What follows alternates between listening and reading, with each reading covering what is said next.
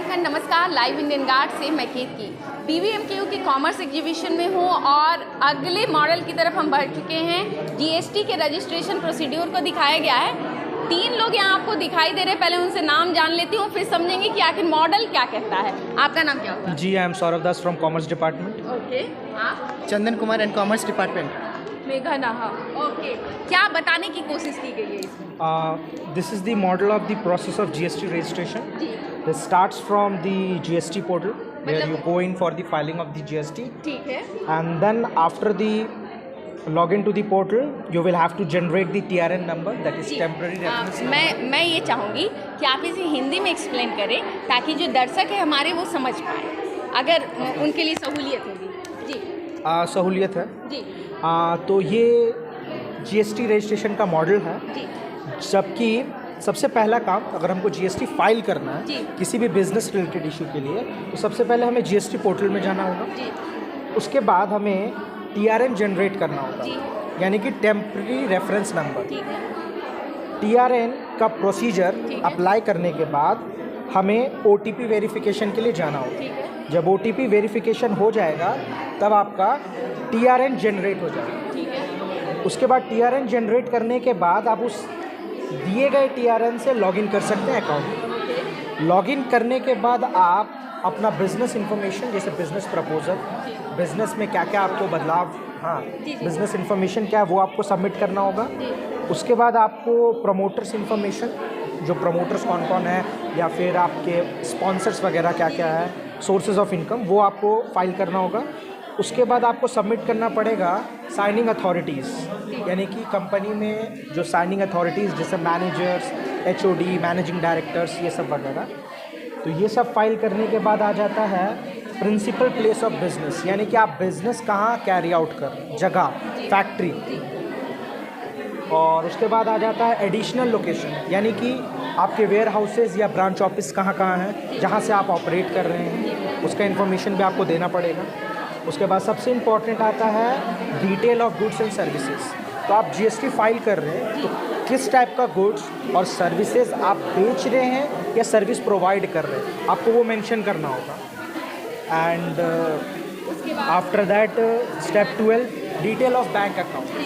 तो financial transactions और money related transaction के लिए आपको बैंक अकाउंट प्रोवाइड करना होगा। उसी बैंक अकाउंट के ज़रिए आपका GST ट्रांजैक्शंस होगा। एंड 13 है आपका वेरिफिकेशन ऑफ एप्लीकेशन। तो आप सारा फॉर्म अप्लाई करने के बाद आपका जो पूरा GST फॉर्म है उसको वेरीफाई किया जाएगा कंपनी और अकाउंट्स द्वारा कि ये प्रॉपर ऑर्डर में है कि नहीं, कोई एरर्स, इश्यूज़ नहीं है। अगर वेरिफिकेशन ठीक से हो जाता है तो फाइनल स्टेप आता है ARN जनरेट होगा, यानी कि application, this is the ARN generate होता है। ठीक है, application registration number, ARN generate, यानी कि आपका एप्लीकेशन कम्प्लीटली वेरीफाई हो गया है, कोई इशू नहीं है। अब इसके बाद आप GST फाइल आराम से कर सकते हैं किसी भी गुड्स और सर्विस के लिए, कहीं से भी, registered company. Okay, thank you. तो ये कॉमर्स एग्जीबिशन की तस्वीरें हैं। अगर आपको भी इश्यूज होती हैं GST क्या है या GST के लिए रजिस्टर कैसे करें खुद को, तो इस एग्जीबिशन में इस जो मॉडल है इसके द्वारा जो ये दर्शाया गया है पूरा प्रोसेस, उससे आप समझ सकते हैं कि आखिर GST के लिए कैसे खुद को रजिस्टर करें। तो स्मॉल बिजनेसमैन जो होते हैं जिनका बिजनेस उतना एक्सपैंडेड नहीं है, उनके लिए आसानी से हो सकता है। इसके बाद हम आ गए हैं गर्ल्स गैंग के द्वारा एक कुछ मॉडल बनाए गए, वो समझते हैं। नाम क्या हुआ? श्वेता कुमारी। आपका नाम? नेहा गुप्ता। फरहीन राज।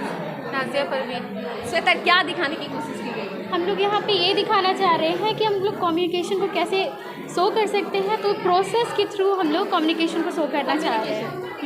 कैसे? तो क्या क्या इसमें बताया है आपने? इसमें ये बताना चाह रहे हैं कि पहले एक पर्सन होता है जो किसी भी मैसेज को जनरेट करता है, और जनरेट करने के बाद वो एक रिसीवर को सेंड करता है, जिससे कि वो पता कर सके कि हम लोग का जो मैसेज है वो सही है या फिर नहीं। और ये एक ही पर्सन है जो कि मैसेज को जनरेट कर सकता है और प्रोसेस को स्टार्ट करता है, और ये प्रोसेस स्टार्ट होके फिर ये इनकोडिंग तक जाता है। इनकोडिंग से मैसेज, फिर मीडियम, और फिर डिकोडिंग, फिर रिसीवर जो कि लास्ट पर्सन होता है, वो मैसेज को अप्रूवल देता है कि सारा मैसेज सही है, और फिर उसके बाद वो सेंडर को फीडबैक देता है कि हमने जो भी मैसेज पाया वो सही है और हमें इसमें कोई भी कन्फ्यूज़न नहीं है, जिससे कि सेंडर करेक्ट बोलता है उसे और सही बोल के उसे बोलता है कि आपकी जो प्रोसेस ऑफ कम्युनिकेशन है इसको कंप्लीट हो।